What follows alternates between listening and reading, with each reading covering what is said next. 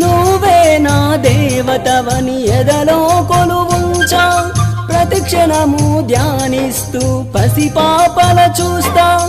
విసుగురాని నా హృదయం నీ పిలుపుక ఎదురు చూసే నేను పొందని ఈ జన్మే నాకెందుకనంటుండే కరుణిస్తావో కాటేస్తావో నువ్వు కాదని అంటే నే శిలనవుతానే